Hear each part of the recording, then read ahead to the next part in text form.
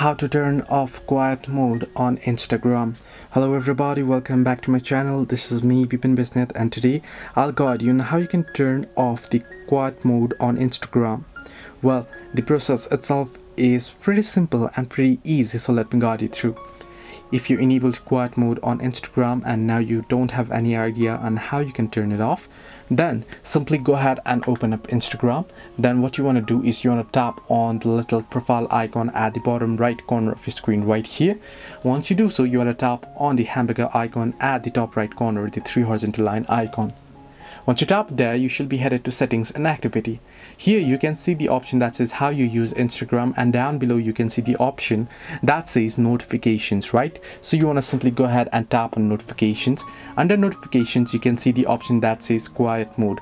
So you want to simply tap on quiet mode option, and from here you can see you can toggle it off.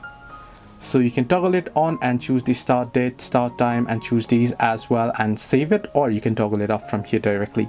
So hope this helped you. Do like and subscribe, and do not forget to leave a comment down below if you have any further issues.